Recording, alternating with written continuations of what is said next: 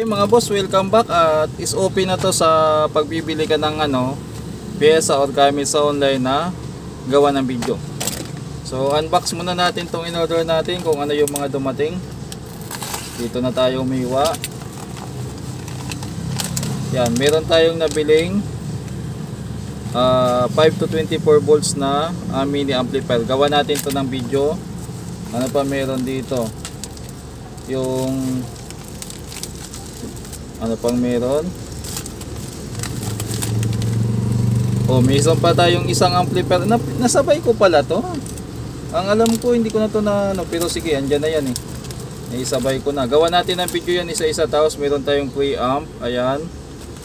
Then ito, capacitor na in-order ko. Tapos itong card reader, subukan natin to. Tsaka mga switch. So kompleto naman yung in-order natin. Okay. So ito, gagamitin ko kasi sa DVD. Sayang naman yung DVD ko na pan-testing natin. Nananawa na kasi ako dito sa hindi ko kasi makita minsan kung gumagana o hindi, o lobat eh.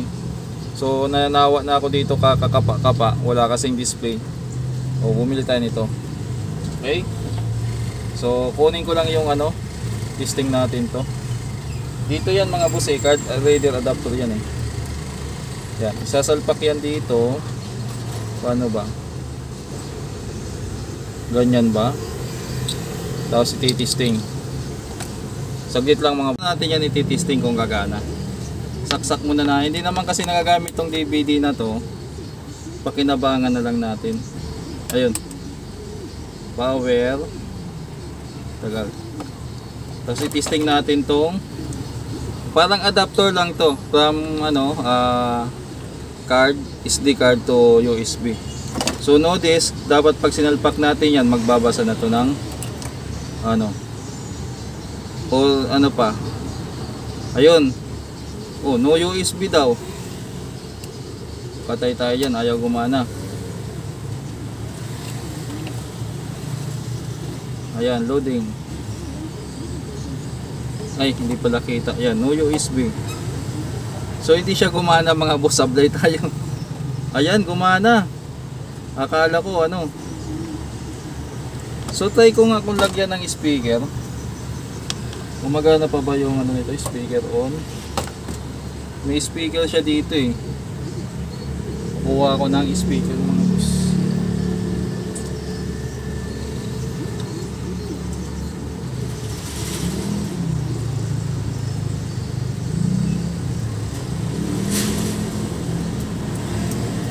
Gagana kaya? Yan, meron tayong speaker.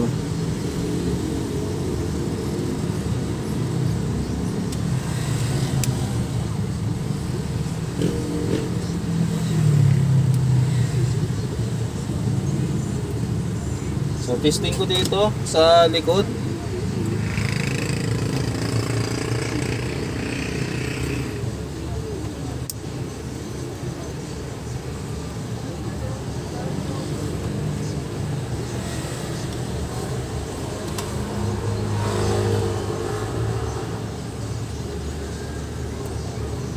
Wala. Ayaw tumunog.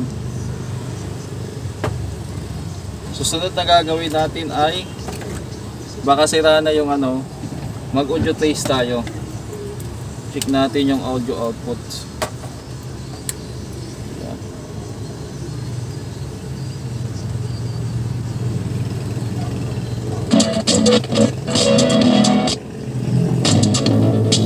Okay, gumagana pa. So hindi naman sayang yung natin. Hindi naman sayang yung effort natin na bumili tayo ng Dito kasi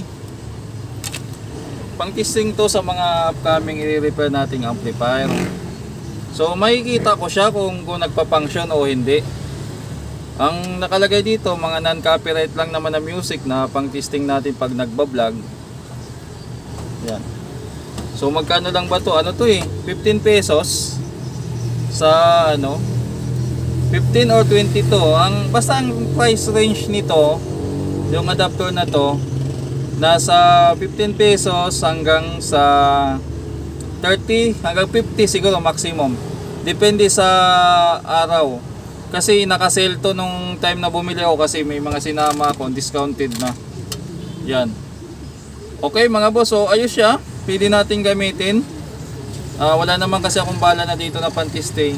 Maganda lang dito sa DVD player na to, meron siyang FM, ayan o. Kung sakaling mag-testing ako ng FM, pwede. Wala nga lang syempre yung Bluetooth. Pero gumagana pa to, working pa to mga boss, yung DVD na to. Yan. Okay, tabi ko na to at itong Sony ko. Ito kasi yung ginagamit nating pan-testing Sony. Ayan. Gumagana naman to, ayos naman. Kaya lang, syempre, ang bala natin isa lang, Carpenters. Medyo gas-gas na. Minsan nagja-jump na yung tunog. At wala na tayong iba. Lalo na itong Sony ay original lang din na CD yung binabasa niya. Or DVD, CD.